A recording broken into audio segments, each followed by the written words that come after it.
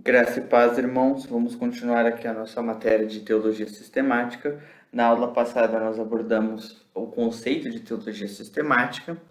E agora que nós já temos uma base, um conceito do que é teologia sistemática, vamos praticar, vamos realmente pôr em prática o que é teologia sistemática na prática. Vocês aprenderam na aula passada que teologia sistemática se refere ao estudo de temas específicos explanados biblicamente. Então, como que isso se daria na prática? Primeiro, eu preciso escolher um tema. O tema escolhido foi Trindade. Segundo, eu vou dar uma introdução para esse tema, tá? Trindade é uma palavra que expressa uma doutrina. Essa doutrina se encontra nas Escrituras e essa doutrina só existe um único Deus. É importante ressaltar isso porque os trinitários eles não são politeístas, eles creem em apenas um Deus. Eu vou mostrar isso biblicamente. Só existe um único Deus, só que os trinitários eles acreditam que esse único Deus existente, ele se revela em três pessoas distintas, e aqui que entra grande confusão, porque nós, trinitários, e a Bíblia mesmo, ela não afirma existir três deuses, mas ela afirma existir três pessoas. Aqui que está a grande confusão das pessoas, porque as pessoas costumam ver o número 13 e já achar que são três deuses. Não, a Bíblia não fala de três deuses, a Bíblia fala de três pessoas, e é o que eu vou mostrar aqui, tá? Três pessoas distintas, e o nome dado para essas três pessoas é Pai, Filho e Espírito Santo, tá? Vamos continuar aqui. Aqui é a teologia sistemática na prática, são versículos que provam. Uma vez que eu coloquei o tema, eu preciso provar biblicamente esse tema. Como que eu faço isso? Colocando versículos. Olha o que nós temos aqui. 2 Coríntios 13, 14. A graça do Senhor Jesus Cristo, o amor de Deus e a comunhão do Espírito Santo sejam com todos vós. Amém. Esse texto ele é clássico, ele está nos manuscritos originais, tá? Antes que alguém venha falar aí que ele é adulterado. Não, ele está nos manuscritos originais. Só que aqui nesse texto ele apresenta três pessoas. Você vê aqui claramente a obra de três pessoas. Você tem Jesus, né? Você tem o Espírito Santo e você tem Deus. Isso é inquestionável. São três pessoas diferentes aqui. Três pessoas distintas. É a apresentação de três seres. Depois nós temos João 14,16. E eu rogarei ao Pai, e ele vos dará outro Consolador, para que fique convosco para sempre. Então o que eu tenho? Jesus está fazendo uma oração ao Pai. Ele usa um pronome para se referir ao Pai. Então esse pronome ele se refere a Deus, então Deus vai dar outro Consolador. Esse outro Consolador, ele se refere ao Espírito Santo. Então, é legal que quando Jesus fala, vos dará outro Consolador, porque o próprio Jesus, enquanto estava na Terra, ele fazia esse papel de consolador, de confortador, né? Mas após ascender aos céus, ele envia então uma outra pessoa para ficar no lugar dele, que é o Espírito Santo, tá? João 14,16 fala bem sobre isso, destacando três pessoas distintas. Vamos lá, João 8,58. Disse-lhe Jesus: em verdade vos digo que antes que Abraão viesse a existir, eu sou. Isso é uma declaração de Jesus referindo-se à sua divindade. O detalhe é que o verbo no grego ele é um infinitivo. Então a ideia é que antes que Abraão viesse a existir. Então a ideia é de que ele não tinha existido ainda. É uma possibilidade. Ele nem tinha vindo à existência ainda. E Jesus diz, eu sou. Ele se coloca no tempo presente. No grego está egoimi, que seria assim, eu sou no tempo presente, eu estou existindo. Desde aquela época até hoje, eu continuo sendo, continuo existindo. Então, Jesus ele se remonta a uma época muito anterior ao período de Abraão, que era um personagem, e continua sendo um personagem até hoje, importante das Escrituras. E Jesus, então, coloca que desde aquela época ele já existia, apontando para a sua divindade e a sua eternidade, ok? Até porque o verbo ali, ele é o verbo emi, que está no presente do indicativo ativo. Para quem estuda o grego sabe o que eu estou falando. O tempo presente ele é um tempo linear, ou seja, ele é um tempo progressivo, contínuo. Eu estou sendo, estou fazendo, estou comendo. Então, é uma coisa que Jesus está falando. Desde aquela época até hoje eu continuo existindo. Então, é uma ação continuada. Jesus não emprega o verbo no passado, que é o imperfeito, que vocês também já aprenderam. A ideia aqui que ele coloca é ego e mi. Então, ele coloca no presente, mostrando a sua eternidade. Se ele colocasse no passado, então poderia dar a ideia de que Jesus ele poderia ter sido criado, porque ele fala antes que Abraão existisse, eu fui ou eu era, né? Então eu fui criado, né? No passado. Agora, como ele fala no presente, ele fala que ele está existindo, entende? Então, o fato de estar no presente, o verbo estar flexionado no presente, já mostra a sua eternidade de que ele existe, né? Ele nunca teve um começo, nunca teve um início. Tá? João 10,30, esse é clássico, né? Não preciso nem muito comentar sobre João 10,30. Eu e o Pai somos um. No grego está escrito ego, kaihopater, hen esmen. Hen é um numeral, vem antes do verbo, então ele é um numeral pré-verbal e ele trabalha ali de uma forma qualificativa, né? Ele é uma qualidade, eu e o Pai somos um, a gente desfruta de uma mesma essência, de uma mesma unidade, né? As pessoas costumam entender João 10,30 dizendo que o Pai e o Filho são as mesmas pessoas, mas não é isso que Jesus fala. Tanto não é que ele usa um verbo no plural. O verbo esmen, ele é o verbo emi da primeira pessoa do plural, que é o nós. Então, somos já é a ideia de duas pessoas, né, que compartilham de uma mesma substância, ou seja, eles são Deus, só que Deus no singular, tá? Vamos lá. Continuando aqui, embasando biblicamente o que eu estou dizendo. 1 Coríntios 6,11.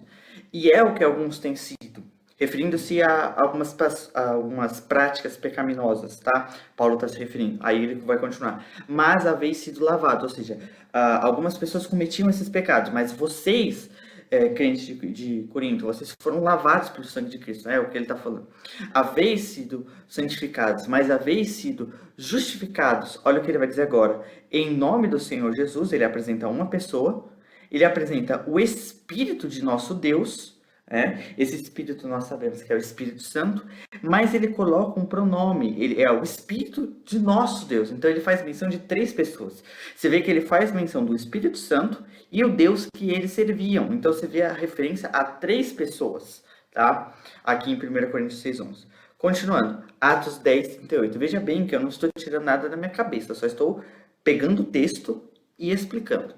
Como Deus, olha lá, primeira pessoa aí, ungiu a Jesus. Então, 2 pessoas de Nazaré. Então, faz questão aí de explicar que Jesus que é o Jesus de Nazaré, com o Espírito Santo. Então, a terceira pessoa, olha aí, tá vendo? O Espírito Santo fazendo parte da terceira pessoa, olha aí. E com virtude, ou seja, poder, virtude é poder. O qual, se referindo a Jesus, né, andou fazendo o bem e curando a todos os oprimidos do diabo, porque Deus era com ele. Então, você vê aqui referência a 3 pessoas também, tá? Continuando. Romanos 15, versículo 16, 19 e 30. Que seja ministro de Jesus Cristo, olha lá, primeira pessoa, para os gentios, ministrando o evangelho de Deus. Então, olha aí, a segunda pessoa, ele apresenta, para que seja agradável a oferta dos gentios, santificada pelo Espírito Santo. Então, olha aí que ele apresenta. Ele é ministro de Jesus, e ele ministra, né, um ministro que vem da parte de Jesus, ele ministra o evangelho de Deus, e essa oferta, ela é santificada pelo Espírito Santo. Então, aqui referindo-se a 3 seres distintos com papéis distintos, tá? Aqui é bem claro. Pelo poder dos sinais e prodígios, na virtude do Espírito de Deus, então aqui ele já se refere ao Espírito Santo, né? De maneira que desde Jerusalém e arredores até o Ilírico, tenho pregado o evangelho de Jesus Cristo, olha aí, a referência a Jesus de novo. E rogo-vos, irmãos, por nosso Senhor Jesus Cristo, mais uma vez, e pelo amor do Espírito, que Espírito? É o Espírito Santo, como ele já mencionou 3 vezes, não sei se vocês perceberam, aqui aparece Espírito Santo, Espírito de Deus e Espírito. Então, obviamente, é uma referência ao Espírito Santo. Que combatais comigo nas vossas orações por mim a Deus. Então, é bem claro, bem assim, bem claro, né? Que a gente pode ver 3 seres aqui, tá certo? Continuando, Atos 7:55. Mas ele, se referindo a Estevão, estando cheio do Espírito Santo, Detalhe que o Espírito Santo estava dentro de Estevão, tá? O Espírito Santo estava ali influenciando, guiando Estevão, então o Espírito estava agindo na vida de Estevão, tá? Então já é a primeira menção da primeira pessoa. Fixando os olhos no céu, no caso ele está se referindo a Estevão, viu a glória de Deus e Jesus que estava à direita ou à destra de Deus. Então você vê aqui referência a 3 pessoas. O Espírito Santo agindo na vida de Estevão, Deus no céu, porque ele olha para o céu, então ele vê Deus no céu, e Jesus, corrigindo, e Jesus ao lado de Deus. Então você tem no céu o Pai e o Filho, e aqui na terra o Espírito Santo. Lembrando que aí Jesus já tinha ascendido ao céu, já tinha derramado o Espírito. Por isso que o Espírito estava na terra. Então você vê 3 referências aí, né? O Filho ao lado do Pai, desfrutando da mesma glória e honra do Pai. O Pai ali, como representante máximo, autoridade máxima. E o Espírito sendo que foi derramado por Jesus, né? E agindo na terra. Então você vê cada um fazendo um papel, né, importantíssimo. E aconteceu o quê? Aqui Lucas, capítulo 3, versículo 21 e 22. E aconteceu o quê? Como todo o povo se batizava, sendo batizado também Jesus, então aqui ele menciona que Jesus foi batizado, já é a primeira pessoa aparecendo aí, orando ele, no caso Jesus, ele faz uma oração a Deus. E é aqui que entra a questão, se Jesus ele ora, obviamente não está orando para si, ele está orando para alguma outra pessoa que vai receber essa oração. Lógico que por isso que a gente faz distinção, Jesus é uma pessoa, o Pai é outra, por isso são 3 pessoas distintas, né? O pessoal ele confunde muito pessoa com Deus. Deus é uma coisa, Deus é único, pessoa é outra coisa, né? Então, Deus é um, mas é 3, né? Então, 3 pessoas no caso, né? Não estou falando de 3 deuses. Deus é uma pessoa, um Deus, mas ele é 3 pessoas, ok? A gente está vendo isso aqui claramente nos textos, tá? Eu não estou tirando isso da minha cabeça, estou tirando isso biblicamente. Olha aí, Jesus ele ora para uma outra pessoa e o Espírito vem sobre ele. Então aqui você vê 3 pessoas distintas e claras, assim, é inquestionável isso, tá? Orando ele, o céu se abriu. E o Espírito Santo desceu sobre ele, sobre Jesus no caso, em forma corpórea como um pombo. Então o Espírito, ele se materializa como uma pomba. É óbvio que o Espírito Santo não é uma pomba, o Espírito Santo não é uma força ativa, o Espírito Santo não é algo desprovido de personalidade, mas aprove ao Espírito Santo se materializar com uma forma de uma pomba, que tinha um simbolismo, né? A pomba, ela é um animal visto, por exemplo, lá na Arca de Noé, né? A pomba, ela, inclusive, a palavra Jonas em hebraico, Ioná, significa pomba também, tá?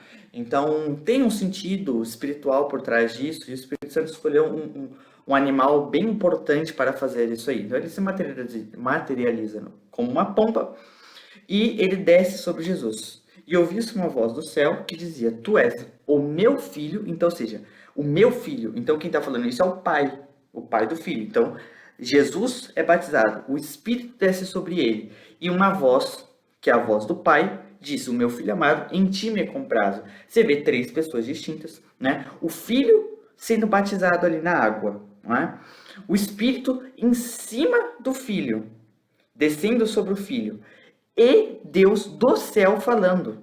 Então aqui é inquestionável. Deus está no céu.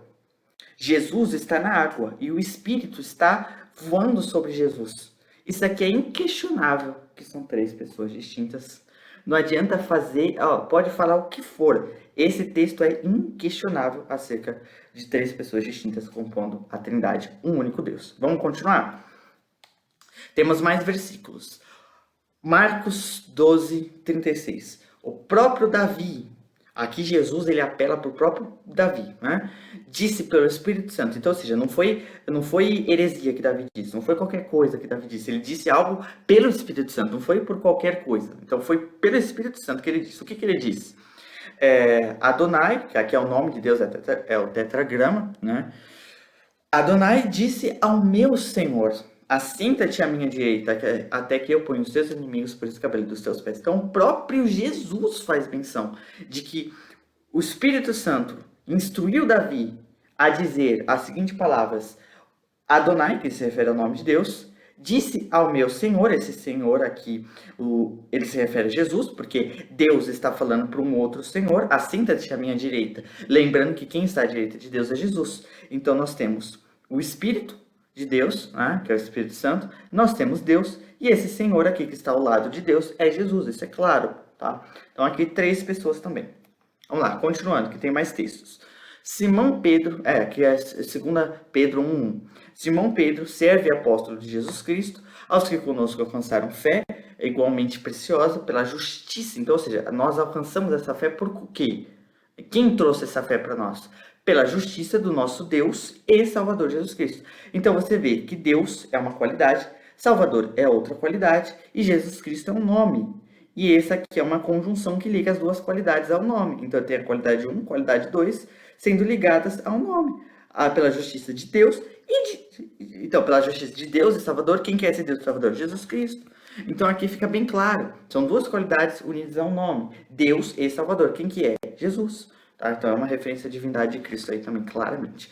Agora, no Antigo Testamento, tem mais textos, tá, irmãos? É que se eu fosse colocar todos os textos, realmente aí ficaria muito extensivo. A teologia sistemática, ela realmente ela é bem extensiva. Então, recomendo que vocês peguem um livro, né, e leiam um livro de teologia sistemática, porque se eu fosse fazer um vídeo sobre teologia sistemática assim, bem extenso, né, ia dar muito tempo. Se eu fosse pegar todos os versículos, ia dar um vídeo muito grande. Né? Então eu estou colocando alguns para vocês entenderem a ideia. É assim que a teologia sistemática trabalha. Né? Ela pega vários versículos que vão formando teologias, então vão formando conceitos e ideias. Né? Então você vê que a teologia sistemática ela não tira algo do avesso. Ela tira isso da Bíblia, ela pega versículos, examina os versículos e conclui coisas, tá? No Antigo Testamento, obviamente existe mais texto, existe aquele de Isaías também no Antigo Testamento, né? Existem algumas manifestações plurais no Antigo Testamento, que eu não coloquei aqui, né?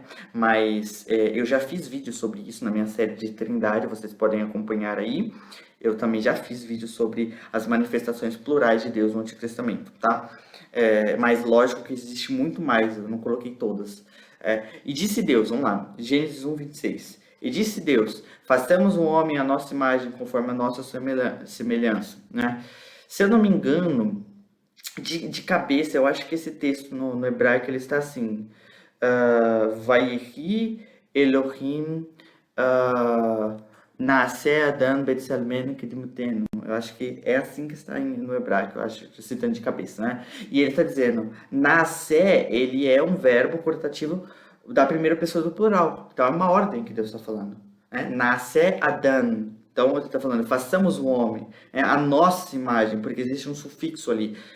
Então você tem Kidmutenu, então esse Kidmutenu ele tem um sufixo ali, né? Esse sufixo nu, ele é o sufixo da primeira pessoa do plural, que é o nosso. Então por isso que ele fala, façamos o homem à nossa imagem, conforme a nossa semelhança. É lógico, Deus está falando com alguém ali. Entende? Precisa haver alguém ali. E outra coisa, esse alguém precisa ser igual a Deus. Porque Deus está falando, façamos o homem conforme a nossa imagem. Você tem noção que quando Deus fala, façamos o homem à nossa imagem, Deus está falando com alguém e está pegando as características desse outro alguém e transferindo para o homem. Precisa ser a Trindade. Porque se você interpretar que isso aqui são anjos, como algumas pessoas sugerem, principalmente de parte judaica daqueles que negam a Jesus como Messias, o que acontece? Então Deus está falando com anjos para criar junto com ele. Então, ou seja, Deus não criou algo sozinho. Aí que entra o grande problema da situação, né? Deus então criou com anjos. Anjos participaram da criação. E pior ainda, o homem foi feito à imagem de anjos, conforme a semelhança de anjos. E isso é gravíssimo, porque em nenhum outro lugar das Escrituras está escrito isso. Então, tome cuidado com essas interpretações aí. Agora, Gênesis 3:22. Então disse o Senhor Deus, eis que o homem é como um de nós. Olha só, como um de nós. Nós quem? Nós quem? E aí, como é que fica? Gênesis 11:7. Eia, desçamos e confundamos ali a sua língua. Novamente, Deus falando no plural. Continuando, estou aqui, tá? Jesus, aqui eu deixei as referências, tá? Jesus é eterno, divino e merecedor de adoração. Onde que está escrito isso? Em todos esses textos em azul aí que eu coloquei. Ele era o verbo que estava com Deus e que era Deus, João 1. Ele era a palavra que estava no mundo e o mundo foi feito por ele, João 1:10. O primeiro e o último. E será nosso Deus e nós seremos os seus filhos. Ele é o nosso, ele é o Deus verdadeiro, Rei eterno, Deus único, imortal e invisível, Conselheiro maravilhoso, Deus poderoso, Pai eterno, Príncipe da paz, grande Deus e Salvador. Tudo foi criado por ele e para ele. Ele é a imagem do Deus invisível, o primogênito sobre toda a criação, e nele foram criadas todas as coisas, e nele todas as coisas subsistem, fazendo citação de Colossenses. Ele é o autor da vida, Atos 3:15. Ele é Deus, né? Aqui no caso o verbo está no passado, ele era, porque ele vai dizer que ele se destituiu da sua glória, né? Mas ele continua sendo Deus, né? Ele nunca deixou de ser Deus. Ele era Deus, mas destituiu-se de sua glória e veio ao mundo em forma humana morrer pelos pecadores. Sim, né? Filipenses é bem claro sobre isso, Jesus sendo Deus. A palavra ali no grego é morfê, morfê fala da sua essência, da sua forma, dos seus atributos, né? Então Jesus ele existia em forma de Deus, ou seja, uma questão. É porque a palavra forma significa ali naquele texto é para ser entendido como atributos. Então Jesus ele é Deus e ele tem os atributos de Deus, mas ele então se esvazia dessa condição assim de Deus. Ele vem ao mundo em uma forma humana para morrer por nós. Ele é o Senhor dos senhores e o Rei dos reis. Ele é digno de receber o poder, a riqueza, a sabedoria, a força, a honra, a glória e o louvor. Fazendo citação de Apocalipse 5, ok? Olha o tanto de versículos aí para poder corroborar com o que com o que está escrito aí, com o que a Bíblia diz, tá? Isso não é doutrinas humanas, isso é doutrina bíblica. Opa, agora nós vamos trabalhar sobre o credo niceno. Por que eu coloquei o credo niceno aqui? Porque é uma teoria aí da conspiração, por aí rolando, que o credo niceno, né, lá em 325 depois de Cristo, criou a doutrina da Trindade, né? E que a Trindade foi feita na Igreja Católica e tal. Mas isso não é verdade, uma vez que as Escrituras elas falam claramente acerca da Trindade, como já foi mostrado aqui, tá? Já mostrei, provei aqui biblicamente com vários textos. Mas eu quero entrar um pouquinho na história para falar sobre o credo niceno. Eu coloquei aí o credo niceno, né? Muitas pessoas falam do Concílio de Nicéia, mas não sabem nem o que é Niceia. Deixa eu explicar para vocês, amados. Niceia é o nome de uma cidade aonde um concílio se foi feito para falar sobre a divindade de Jesus na cidade de Niceia, onde pastores de confissão trinitária e pastores de confissão ariana se reuniram nesse lugar para falar sobre a divindade de Jesus. Esse é o Concílio de Nicéia. Tá?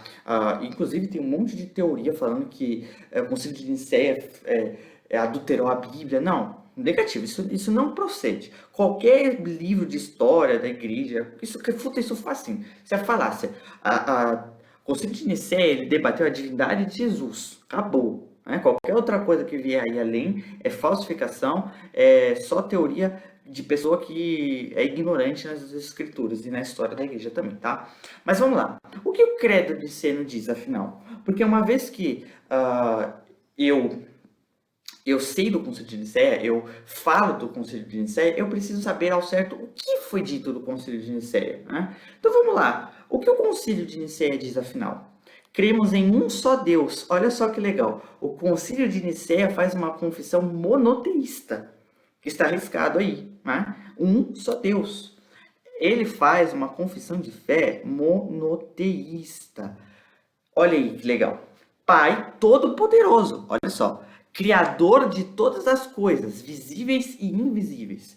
E em um só Senhor, Jesus Cristo, Filho de Deus, gerado como unigênito do Pai, isto é, da substância do Pai, Deus de Deus, luz da luz, Deus verdadeiro de Deus verdadeiro, gerado, não criado. Isso é importante, porque a ideia de gerado é a ideia de que, por exemplo, quando Jesus ele vem ao ventre de Maria, ele é gerado ali no ventre de Maria, né, como um homem, mas ele não foi criado de algo que não existia. Ele é eterno, por isso que ele está falando que ele foi gerado no ventre de Maria, mas ele é eterno, ele não foi criado, ele sempre existiu, consubstancial ao Pai, ou seja, da mesma substância do Pai, dos mesmos atributos, por quem todas as coisas vieram a existir, tanto as que estão no céu quanto as que estão na terra, o qual, por causa de nós homens e por causa de nossa salvação, desceu, se encarnou, ou seja, se fez carne, e se fez homem, padeceu e ressuscitou ao terceiro dia, ascendeu aos céus, e virá para julgar os vivos e os mortos.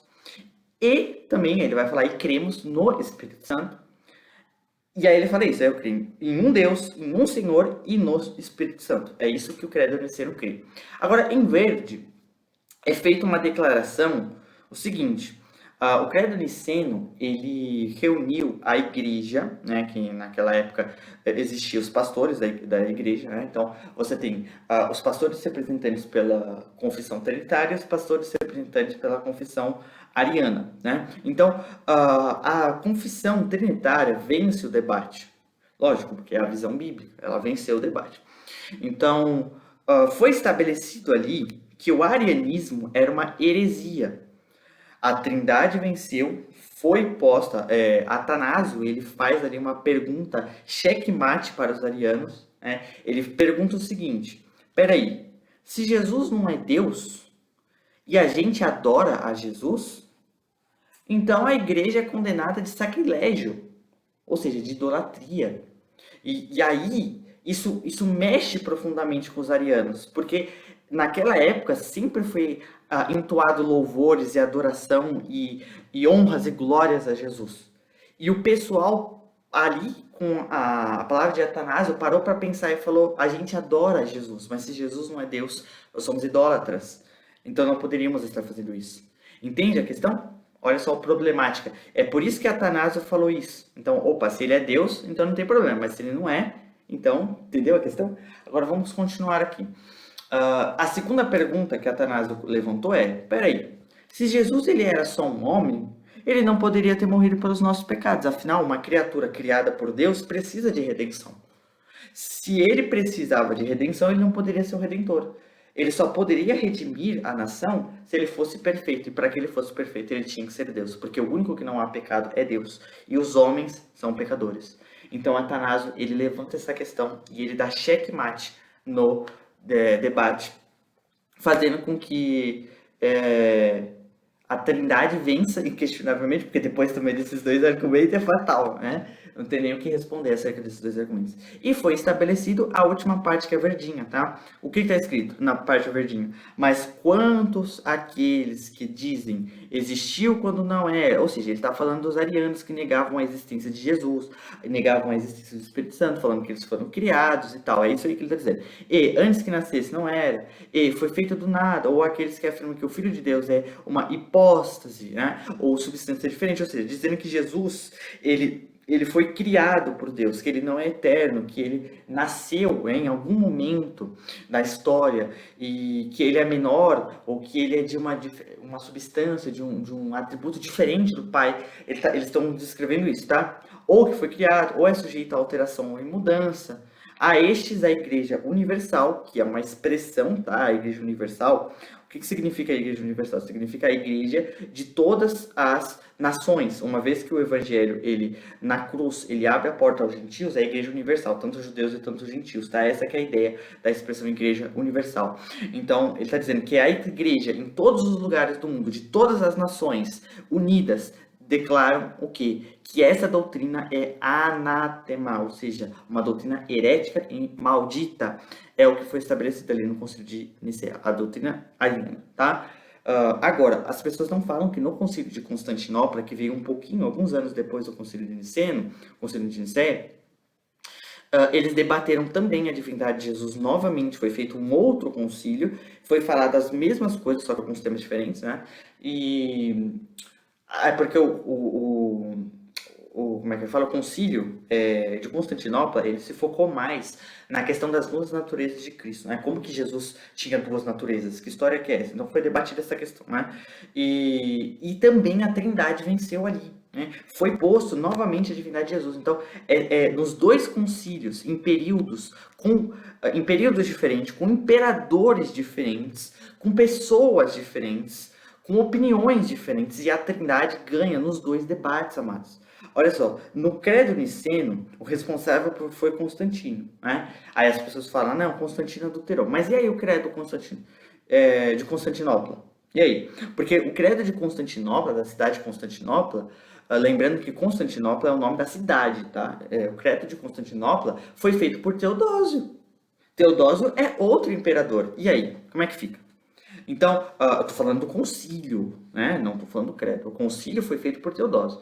Então, e aí, como é que fica? É outro imperador, com outras convicções. Então, tanto nos dois concílios, a Trindade venceu, amados. E foi considerado o arianismo como heresia. Então, não tem o que discutir. E o credo niceno e o credo de Constantinopla não dizem sobre três deuses, dizem de um Deus apenas. Então, assim, é só quem não quer acreditar na Trindade mesmo, tá certo? Eu dei um pano de fundo histórico aqui para vocês. E dei a Bíblia também, né? Lógico. Vamos lá. O mais importante é a Bíblia, claro. Primeiras confissões de fé. Tá. Vamos lá. Isso aqui é confissões antes do credo niceno, tá? O credo de niceno, ele é assim, do jeito que vocês estão vendo.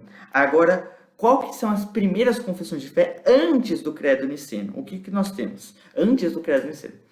Creio em Deus. Veja bem, isso aqui são as primeiras confissões que os primeiros cristãos faziam. O que eles criam, o que eles escreviam ali antes do Concílio de Nicéia. Vamos lá. O que eles entendiam? Creio em Deus, Pai Todo-Poderoso, Criador dos céus e da terra. Novamente, a mesma coisa que está aqui no credo niceno. Creio em Jesus Cristo, seu único Filho, nosso Senhor, o qual foi concebido pelo poder do Espírito Santo. Aqui você já vê claramente as três pessoas aí citadas, e nasceu da Virgem Maria. A Virgem Maria é citada aqui apenas para fins de mostrar que ele nasceu do Espírito Santo, ou seja, que ele era Deus, que ele é Deus, e ele nasceu da Maria, ou seja, que ele é homem. Então, ele foi concebido pelo poder do Espírito, e nasceu da Virgem Maria, ou seja, duas naturezas, o que é chamado de união hipostática, homem e Deus, tá? Por isso que ele fala, concebido pelo Espírito e nasceu da Virgem Maria. Então, a Virgem Maria é mencionada aqui para mostrar que Jesus, ele nasceu homem e Deus, tá? Padeceu sob a autoridade de Pôncio Pilatos. Pôncio Pilatos é citado no credo nessa confissão, né? Credo é a confissão de fé. Ele é citado aqui para mostrar que a morte de Cristo foi algo histórico, aconteceu de fato. É mencionado até o nome do imperador que matou Jesus, porque é um fato histórico, verídico, aconteceu, pode ser provado que Pôncio Pilatos existiu, né? Ele foi crucificado, foi morto, foi sepultado, ele desceu em Hades, que é o mundo dos mortos, ele surgiu dos mortos ao terceiro dia, subiu aos céus e está sentado à mão direita de Deus Pai Todo-Poderoso. Eu devia ter colocado com letra maiúscula, me perdoem, né? Eu devia ter posto com letra maiúscula, me perdoem. De onde há de vir para julgar os vivos e os mortos. Creio no Espírito Santo, olha, novamente mencionando aqui o Espírito, na Santa Igreja Universal, que novamente ele usa a expressão Igreja Universal para se referir à Igreja de todas as nações, quer sejam judaicas ou gentílicas, ou seja, a Igreja Universal, todo aquele que se arrepende, não interessa da sua nação, nacionalidade, língua, povo, se você é judeu, se você é gentil, se você é branco, se você é negro, não importa. O que importa é que você se arrependeu, seus pecados, você se converteu a Jesus. Isso que é a Santa Igreja Universal de todas as nações, tá? Esse é o conceito. Na comunhão dos santos, sim, a unidade. Você vê um monte de gente aí condenando, demonizando o congregar, mas você vê que os primeiros cristãos, eles valorizavam muito o congregar. Inclusive, eu já fiz vídeo provando que o congregar é bíblico, e eu tenho um estudo também feito sobre isso, em texto e em vídeo, tá? Eu tenho um estudo feito sobre isso em texto e em vídeo. Na remissão dos pecados, e novamente, ele cria no perdão dos pecados por Jesus, isso é importante, na ressurreição do corpo, ou seja, ele está falando da ressurreição do corpo de Jesus, e também do nosso, consequentemente, porque é uma referência dupla, tanto a ressurreição de Jesus, tanto a nossa ressurreição, Então, quando ele fala aqui, ali em cima, ele fala que ressurgiu dos mortos, ele está falando de Jesus. Quando ele fala crer na ressurreição do corpo, ele está falando da nossa, então ele faz referência a duas ressurreições, a nossa e a de Jesus. Tá? A de Jesus, ele ressuscita ao terceiro dia, e nós, quando Jesus vier para nos buscar, tá? A ressurreição do nosso corpo. Claro, daqueles que morrerem, lógico, morrerem em Cristo, serão ressuscitados corporeamente. E eles creem também na vida eterna, de que algum dia eles vão reinar e viver eternamente com Jesus. E aí depois você tem o clássico Amém, tá? Então, tá aí, primeira confissão de fé, uma das primeiras confissões de fé existentes antes do Concílio de Nicéia, que fala praticamente a mesma coisa. Existe alguma divergência, lógico, porque essa é a primeira confissão de fé, ela não está tão desenvolvida quanto o Credo Niceno, porque o Credo Niceno, ele já vai desenvolver um pouco mais a pessoa do filho, né? E você tem aqui, essa primeira confissão de fé não desenvolve tanta coisa, mas a do credo niceno já vai desenvolver um pouco mais sobre a pessoa do filho, né? Então você vê que vão construindo a doutrina pouco a pouco, tá? Continuando. E a Didaquê, ela foi escrita por volta dos anos 60 a 90 depois de Cristo. Há debates, mas ela está dentro do primeiro século. Ela é um documento ali dentro das cartas cristãs. Ela, lógico que ela não é uma carta canônica, não foi inspirada por Deus, mas ela é um documento cristão usado pela igreja como registro histórico dentro do primeiro século, que mostra o que os primeiros cristãos criam e manuseavam ali, algum escrito. Esse é um dos primeiros escritos cristãos do primeiro século, datado do ano 60 depois de Cristo, e mostra o que eles criam. Vamos lá. Agora, sobre o batismo. Essa é a maneira de batizar. Então, primeiramente, você vê que já no primeiro século era se praticado o batismo, né? Então, já cai por terra essa doutrina aí satânica de querer demonizar o batismo. Deem instruções em público sobre todos esses pontos, ou seja, você vai instruir a pessoa, é o que geralmente os pastores fazem hoje, eles dão um curso, um preparatório para a pessoa, né? Você batizar, e depois batizem em água corrente, no caso, é o que a gente faz numa piscina, em algum lugar ali, tá? Em água. Aí, como que você tem que batizar? Em nome do Pai, e do Filho, e do Espírito Santo. Tá vendo aí o que ele fala aí? Se vocês não dispuserem de água corrente, batizem com alguma outra água. Então, você vê que o que importa não é a água. Percebeu? Batizem com alguma outra água. A água não importa. Ó, se não dispuserem de água fria, usem água quente. Se não dispuserem nem de uma nem de outra, então derramem água 3 vezes na cabeça do batizando, em nome do Pai, e do Filho, e do Espírito Santo. Ou seja, o que interessa mesmo é batizar em nome do Pai, e do Filho, e do Espírito Santo. Agora, o modo, se vai ser com água fria, se vai ser com água quente, se vai ser por imersão, né? No caso, em último caso, você vai ser por aspersão, porque derramar água 3 vezes na cabeça é por aspersão, mas aí ele fala isso em último caso, né? Se vocês não dispuserem em último caso, então faz por aspersão, né? E em nome do Pai, do Filho e do Espírito. Então você vê aqui claramente uma referência à Trindade, aparecendo aí 2 vezes. Então, o que é importante ali para a igreja primitiva, o que elas valorizavam ali é a Trindade. Então, quando você for batizar, não importa como vai ser esse batismo, mas tem que ser em nome da Trindade. Entende? O que tipo de água que você vai usar não importa. O que importa é que seja em nome da Trindade, tá? E agora, concluindo, vamos para a conclusão. Portanto, com base nesses versículos e em todo esse pano de fundo histórico que eu dei aqui para vocês, biblicamente e historicamente, tá? Não adianta nem falar, não, você só usou a história. Não, eu usei a Bíblia. Você só usou a Bíblia. Eu usei a história também. Os dois. Podemos concluir, com base em todos esses fatos que foi abordado aqui, que a doutrina da Trindade é bíblica. Lógico, não teria nem como ser. Acho muito difícil alguém refutar tudo isso que eu falei, inclusive não tem nem como refutar, né? Eu coloquei a Bíblia, a questão é nem só histórica, a gente tem uma herança histórica e bíblica, não tem como refutar isso, entende? A Trindade é bíblica, não adianta.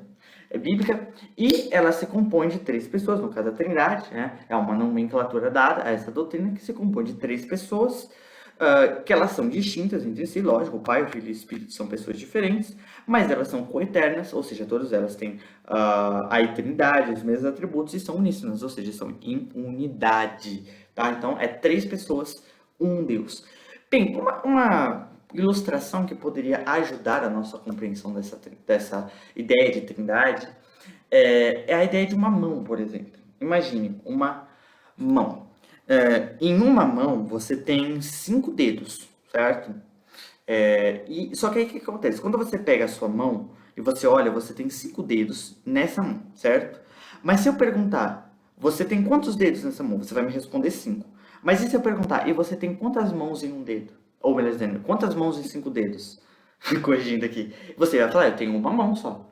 Então aí a ideia é que você tem uma mão e dessa mão sai 5 dedos. Vocês pegaram aí o raciocínio? Então, se a nossa própria anatomia permite que de uma coisa produza 5, quanto mais Deus que está fora da nossa compreensão e da nossa natureza aqui limitada, pode ser 1 em 3. Entende? Eu não sei se vocês pegaram a linha de raciocínio. Eu espero que vocês tenham pegado. A ideia é a seguinte: eu tenho uma mão e 5 dedos. Entende? Então, se eu perguntar quantos dedos você tem, você vai falar 5. E se eu perguntar quantas mãos, você vai falar 1. Entende? Então é uma mão e dessa mão sai 5 dedos. Não sei se vocês pegaram o raciocínio. Então, se na nossa natureza, na nossa matéria limitada, pode algo ser 5 em um, no caso assim, vamos pôr, né?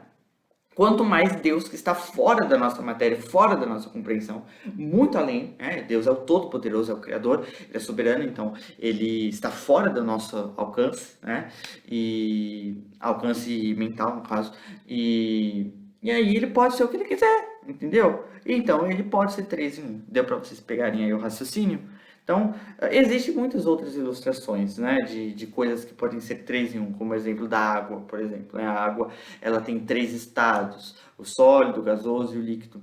É bem verdade que essas ilustrações, elas não expressam plenamente como que é a doutrina da Trindade na sua essência completa, isso é lógico, não é? A Trindade, ela é muito mais do que simplesmente uma ilustração de uma água. Não tem como você pegar uma doutrina tão ampla, tão extensa como esta e querer resumir numa água, mas assim, a nível de introdução, dá para você ir compreendendo a Trindade através dessas ilustrações. Obviamente, tendo em mente que essas ilustrações não explicam de forma plena a doutrina da Trindade. Você só vai compreender a doutrina da Trindade quando você se deparar com as Escrituras, você meditar nas Escrituras, você for se aprimorando e vendo a união do Pai, do Filho e do Espírito, você vai compreendendo a doutrina da Trindade à medida que você estuda, né? Mas, a princípio de introdução, para que você possa compreender um pouco como que funciona isso, mais ou menos como que isso funciona, você pode usar essas ilustrações, tá certo? Espero que vocês tenham gostado dessa aula, né? Acredito que deve ter dado uma média aí de uns 20 a 30 minutos essa aula, e espero que vocês tenham gostado. E como eu fiz menção aqui de 2 vídeos, né? Eu fiz menção do vídeo de congregar, né? E eu fiz menção de um outro vídeo que eu não lembro que vídeo que eu fiz menção, eu vou ter que olhar na edição aí depois, para ver que vídeo que eu fiz menção, o segundo vídeo, e eu vou colocar aí, tá, no final, para vocês verem esses 2 vídeos, que vocês fiquem na paz do Senhor, e eu espero que vocês tenham gostado dessa aula.